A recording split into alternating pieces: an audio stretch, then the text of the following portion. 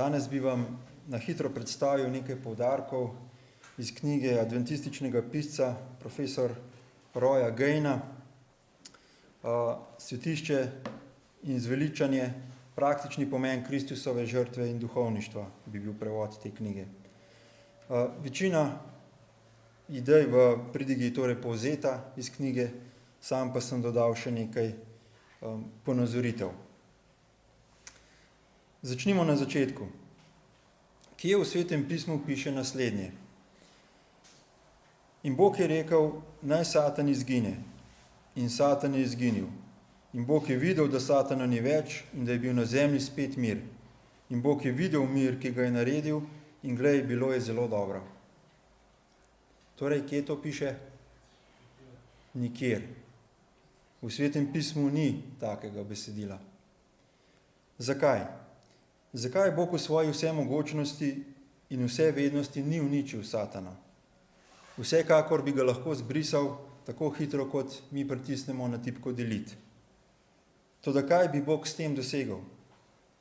Uporaba sile vodi v dodaten odpor in Bog bi na ta način povzročil razširitev upora.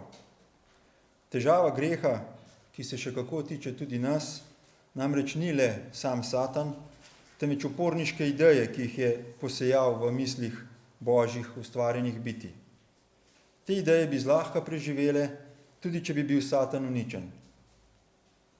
Kako torej premagate idejo?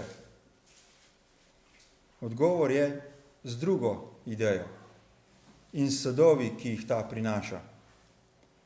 Božja ideja je, da bo vsemu stvarstvu na učnem primeru človeštva pokazal, koliko je pripravljen storiti za rešitev svojih ustvarjenih bitij, če tudi so padla v greh, in kako lahko tudi zanje zagotovi popolno obnovo. Poglejmo, kako so si skozi zgodovino sledile poteze obeh glavnih akterjev. Lucifer oziroma Satan izzove Božjo vrhovno oblast. Pride do spopada v nebesih, Satan izgubi in vržen je dol na zemljo skupaj s svojimi somišljeniki. Skupno 1/3 vseh angelov. Bog ustvari Adama in Evo, toda Satan ju skuša in padeta v greh. Ker Adam in Eva sledita njegovi besedi namesto Božji, Satan postane vladar planeta Zemlja in tudi njegov predstavnik. Bog takoj obljubi rešitev po bodočem Evinem potomcu. Za nekaj časa Bog celo vzpostavi svoj štab na zemlji, svoje svetišče. Bog izpolni obljubo in pošlje svojega sina. Satan skuša Kristusa, da bi preprečil njegovo poslanstvo, a mu ne uspe.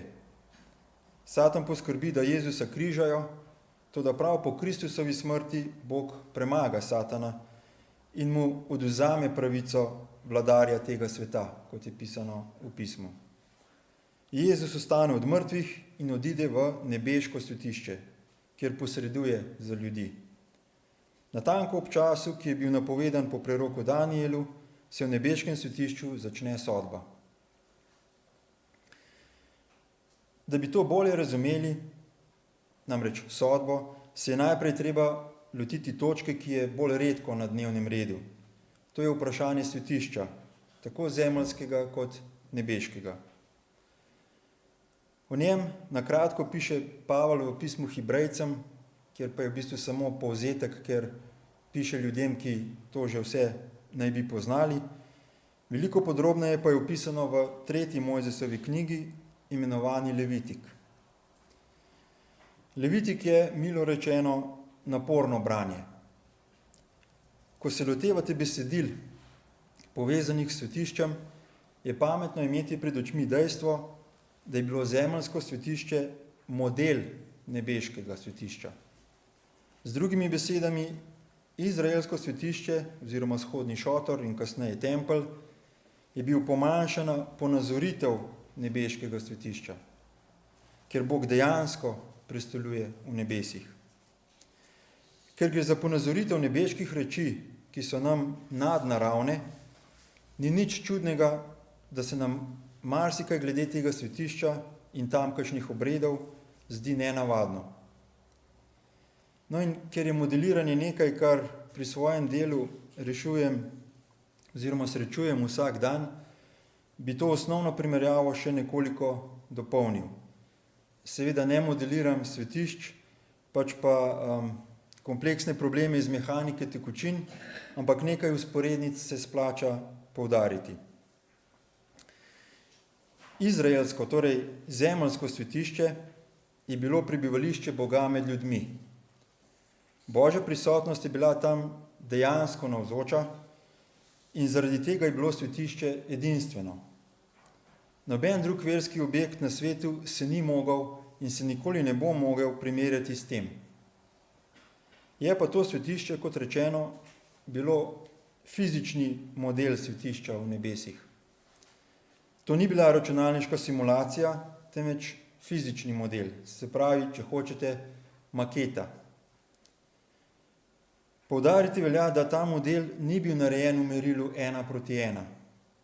Ni bil direktna preslikava, ni bil prototip v realni velikosti. Nebeško svetišče mora vsekakor biti bistveno večje od nekdanjega izraelskega templa. Tudi danes se fizične modele 1:1 uporablja sorazmerno redko. Praviloma šele na koncu, ko je nek izdelek že optimiziran. Tak prototip je recimo lahko vozilo ali pa letalsko krilo v vetrovniku. Pred to fazo raziskav pa se uporabljajo modeli, ki so narejeni v drugačnem merilu, naprimer 1:10, 1:50, 1:100. Se pravi, model je recimo 100-krat manjši po dimenzijah od modeliranega objekta ali predmeta. No in v povezavi s temi modeli se pri kompleksnih problemih, kakršni nastopajo pri obtekanju letal, plovil, vozil in tako naprej, zgodi nekaj zanimivega, kar po mojem mnenju lepo ilustrira tudi nenavadnosti v Levitiku. Namreč, če modelirate pojav v zmanjšanem merilu, to s sabo prinese kup fizikalnih zapletov. Naprimer, ladjo lahko ponazorite s pomanjšanjem modelom v kanalu s tekočo vodo. Se pravi, model ladje miruje, voda teče, na tak način modelirate plovbo ladje. Toda dogajanje v tem manjšem merilu, fizikalno gledano, ne more biti povsem enako dogajanju v realnem merilu. Ne more biti, zaradi fizike ne. Vsak pomanjšan model je samo približek in ne more biti povsem primerljiv z realnim predmetom v naravi. Noben pomanjšan model ne more pravilno ponazoriti čisto vseh vidikov realnega predmeta v naravi. A to še zdaleč ni vse. Ko denimo modelirate odsek reke v merilu 1:10, so razdalje na modelu 10-krat manjše kot v naravi. Vendar pa to isto merilo ne velja za hitrosti in pa za pretoke. Izkaže se, da v merilu 1:10 so hitrosti v merilu 3,17, kar je koren iz 10, pretoki pa v merilu 317. Se pravi, imate eno merilo za dimenzije, eno merilo za hitrost in drugo merilo za pretoke. To pomeni, da recimo na fizičnem modelu reke v merilu 1:10 pretok 1 litra na sekundo pomeni v naravi 317 litrov na sekundo. Kaj bi rad povedal?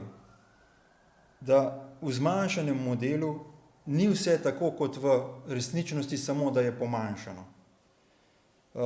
Ampak pride do tega, da se pri bolj kompleksnih zadevah veličine, ki nastopajo v nekem pojavu, obnašajo vsaka na svoj točno določen način in da je te zakonitosti modelne podobnosti treba poznati, če hočete pravilno interpretirati rezultate.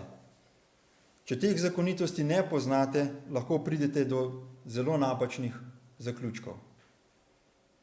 In to velja tudi za svetišče, za izraelski vzhodni šotor. Če se nam opisi svetišča in tamkajšnje opreme ter obredov zdijo čudni, je to deloma zato, ker se je to dogajalo v povsem drugačni kulturi deloma pa tudi zato, ker je šlo za model v pomanjšanem merilu, če hočete. In to s sabo neizogibno prinaša določene posebnosti, ki so na prvi pogled videti nelogične. Temu dodajte še to, da modelirate nekaj nebeškega, da so bili obredi neke vrste dramska uprizoritev glavnih faz poteka odrešitve človeštva in da je ves obredni sistem usmerjal pozornost na kasnejšno, resnično, eno samo Kristusovo žrtev. In vse skupaj lahko hitro postane begajoče. Razlage se je treba lotiti sistematično, upoštevajoč povezave z ostalimi svetopisemskimi besedili. Iz primerjave prej morate poznati zakonitosti prenosa modela v naravo. Sicer lahko neko dimenzijo, ki jo raziskujete, določite tudi do 10-krat narobe. No, avtor Roy Gain dokazuje, da se s pozornim študijem da razvozlati tudi Levitik, sploh v povezavi s knjigo preroka Daniela, pisma Hebrejcem in s knjigo Razodetje. Na tem mestu bi izpostavil samo nekaj glavnih poudarkov, ki sem jih povzel nekoliko poenostavljeno. Svetišče je bilo sestavljeno iz dvorišča in 2 prostorov. Zunanji se je imenoval sveto, notranji pa najsvetejše. V slednjem je bila navzoča Božja prisotnost in v ta prostor je smel le veliki duhovnik in še to samo enkrat na leto in po posebnem protokolu. Karkoli drugega bi za kršitelja pomenilo smrt. Bog je svet in grešnik sam po sebi do njega nima in ne more imeti dostopa.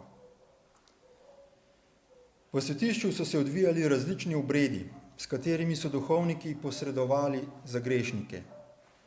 V obredih je bila ključnega pomena kri, ki simbolizira življenje.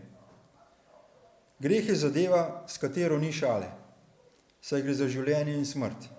In to v končni fazi za večno življenje ali večno smrt. Poudarek ni bil na krvavosti dogajanja, temveč na zavedanju, da gre za življenje ali smrt. Izraelec, ki je grešil, je moral v svetišče pripeljati predpisano žrtev. To ga je precej stalo. Greh je pomenil konkreten strošek, oziroma žrtev za greh je pomenila konkreten strošek. Preden so žival ubili, je ta, v čigar imenu so jo darovali, moral nanjo položiti roko. S tem so njegovi grehi prišli na žrtev, žrtve pa na to v svetišče. Grehi so se torej z grešnikov prenašali v svetišče. To se je dogajalo vse dni v letu, razen na največji praznik, imenovan dan sprave.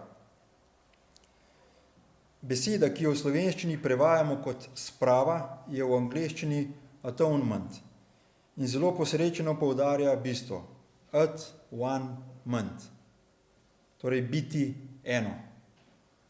V slovenščini, kot rečeno, spraviti se, pobotati se. Na dan sprave je veliki duhovnik preko posebnih obredov grehe, ki so se nabirali in nabrali v svetišču, prinesel v najsvetejše, odtod pa na kozla, ki je predstavljal Satana. Tega so, obteženega z vsemi grehi, ki so se nabrali tekom leta v svetišču, izgnali v divjino proč od izraelskega tabora. Ko je Izraelec daroval žrtev, mu je bilo odpuščeno. Pri tem je moral biti posameznik osebno in iskreno udeležen. Sicer Bog te žrtve ni sprejel. Bog ni toleriral hinavščine in mimogrede tudi danes je ne. Izraelec je svojo odrešitev prejel v 2 stopnjah. Prva stopnja je bila odpuščanje, druga stopnja je bila očiščenje. Prvo stopnjo, odpuščanje, je posameznik prejel ob darovanju žrtve. Levitik pravi, tako naj duhovnik zanj opravi spravo za njegov greh in mu bo odpuščeno, ko je govora o darovanju žrtve. Drugo stopnjo, očiščenje, je posameznik dosegal na dan sprave, oziroma mu je bila všteta na dan sprave.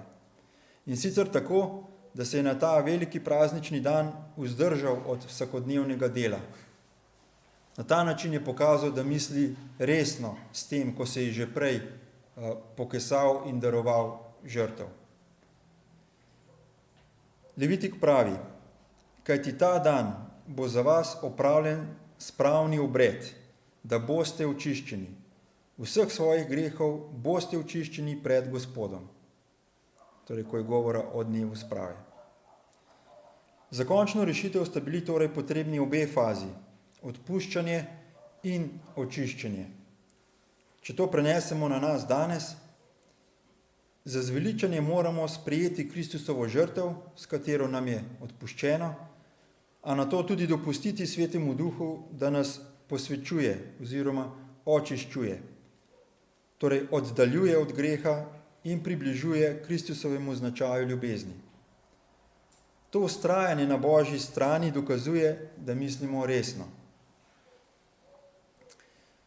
In še zadnji poudarek, ob zaključku obredov na dan sprave je bilo zemeljsko svetišče očiščeno grehov.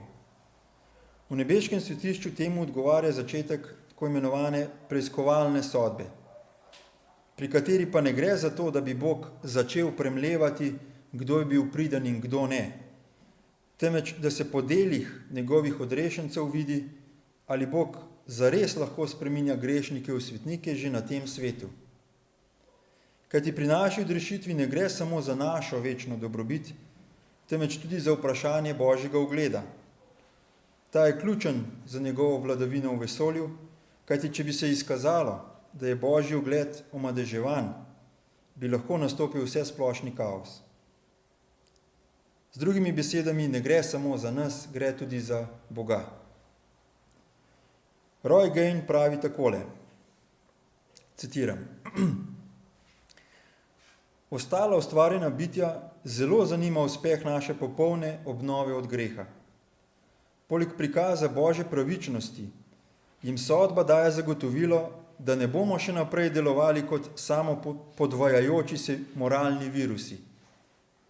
Kot grešniki smo nevarni. Kaj bi bilo, če bi nam Bog dal nesmrtnost in nas spustil v preostanek vesolja, ne da bi povsem ozdravil naš greh?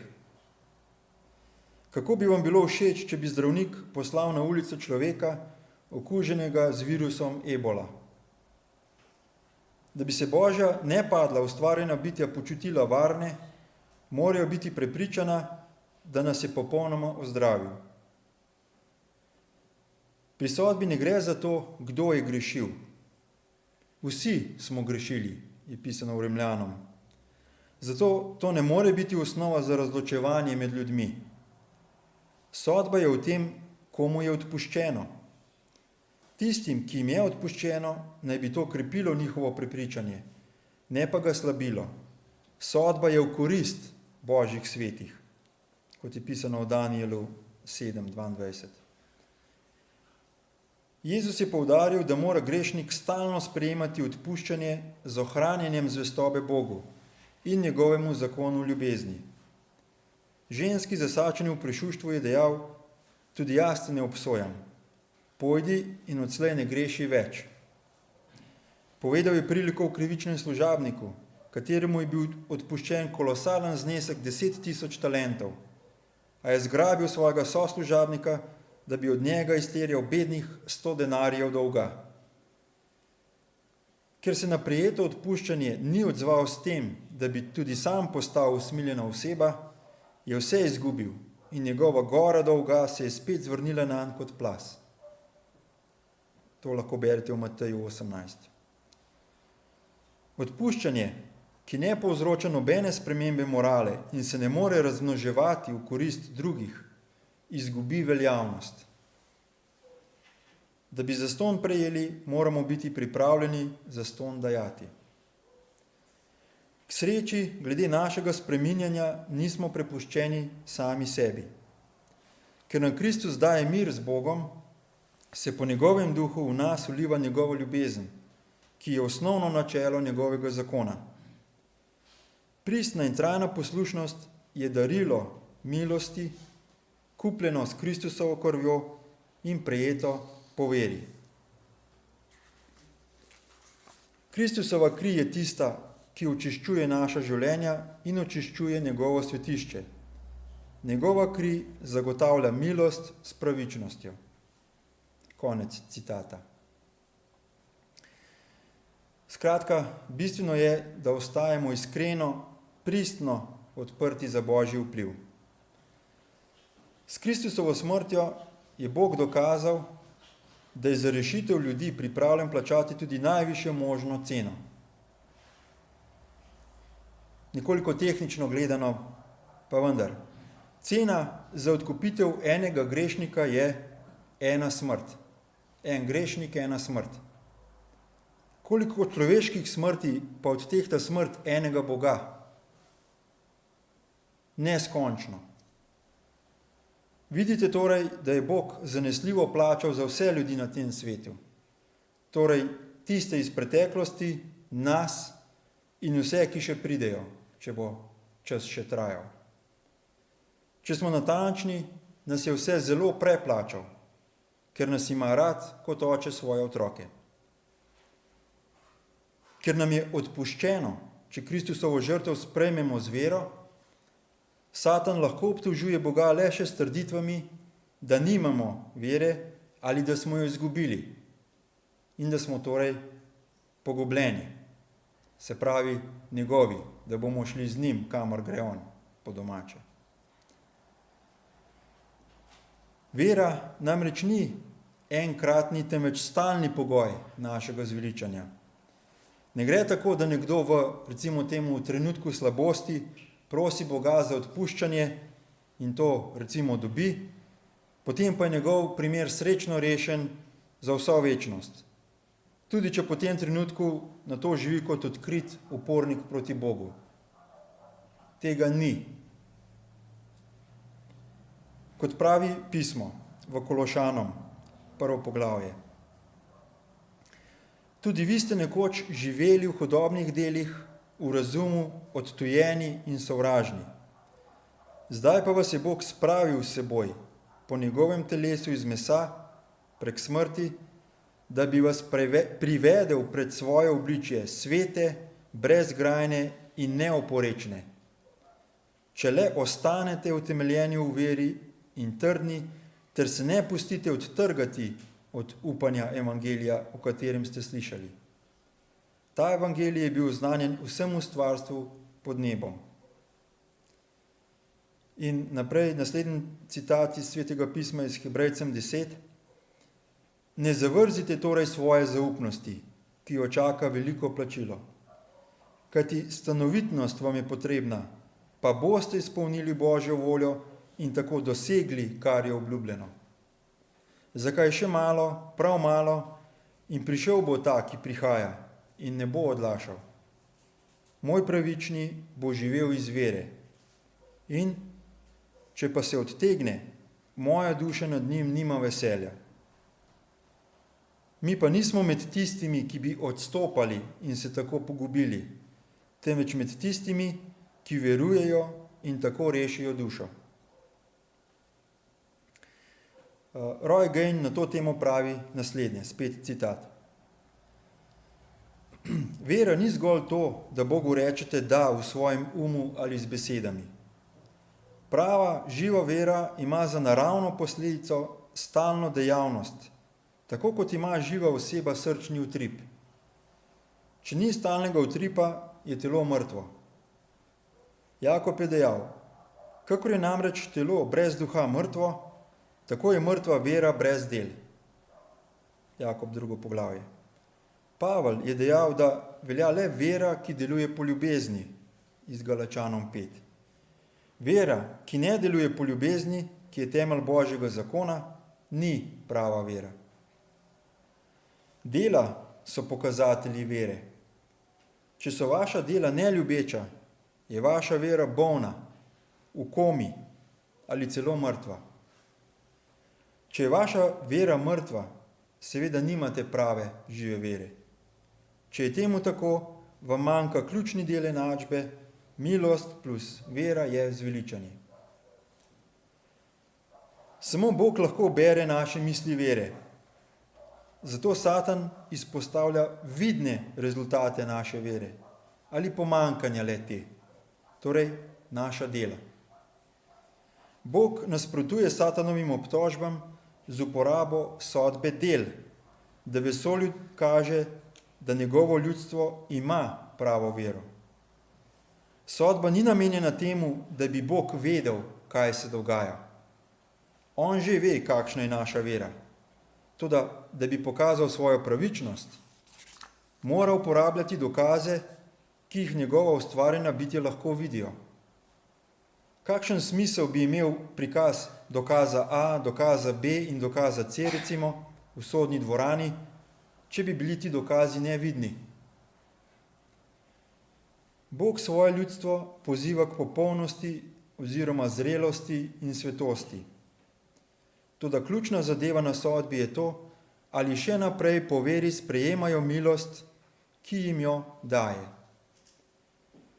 Če jih njegova milost dozori do te mere, da nič več ne grešijo, ne šteje njihova brezgrešna popolnost, temveč to, da sprejemajo Božjo milost.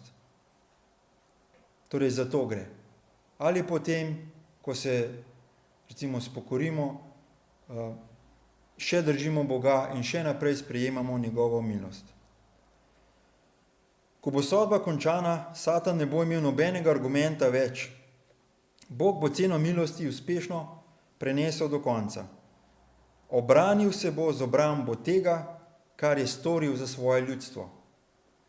Ko se bo sodnik izkazal za povsem pravičnega, ne bo dvomov glede odpuščanja, ki ga je Bog odobril svojemu ljudstvu. Satanove laži in odgovornost za grehe bodo povsem razkrinkane. Nič več ne bo mogel usode Božjega ljudstva povezovati s svojo usodo, svojo pogubo in jih tako imeti za talce, kakor se recimo terorist zaščiti svojo žrtvijo. Ko bo sodba končana, bo Bog obsodil Satana za njegovo vlogo pri grehih rešenih ljudi, ne da bi pri tem obsodil ljudi. Ta obsodba Satana je bila uprizorjena v izraelskem dnevu sprave, ko je veliki duhovnik priznal grehe Izraela nad Azazelovim kozlom in ga pregnal v divjino, kot je pisano v Levitiku. Konec citata. Da zaključim, tako kot je bilo zemeljsko svetišče model nebeškega, smo tudi mi lahko odslikava nebeškega. Ta odslikava ima svoje zelo konkretne omejitve, seveda, ampak je lahko dober približek, da tudi so ljudi usmerja na nekaj boljšega. Bog je priskrbel rešitev in nas je pripravljen usposabljati, da bomo rasli v pravo smer. Na nas pa je, da se ga oklepamo. Saj veste, stanovitnost ni nič posebnega. Samo začnete in nikoli ne nehate. Amen. Hvala ti, ljubi Bog, da si nas po svoji milosti poklical iz teme v svojo luč. Hvala ti, da si nam priskrbel to, da imamo možnost in da nas po svojem duhu spodbujaš, da bi izbrali to možnost in na tej tudi ostali, se pravi, na tvoji strani. Hvala ti, da bomo reči, o katerih zdaj samo pojemo in premišljujemo nekoč dejansko videli, utipali, izkusili. In hvala ti za tvoja zagotovila, da nas boš dejansko pripeljal tja, če se mi sami ne odvrnemo od tebe. Ker kot je pisano, ni stvari, ne moči, ne ničesar, kar bi nas odstrgalo iz tvoje roke, če mi sami tega nočemo. Pomagaj nam torej, da bi vztrajali na tvoji poti, da bi se izročali tvojemu vplivu. Ti nas spreminjaj po svoji podobi in vodi po svoji volji. Hvala ti za vse v tvojem imenu. Amen.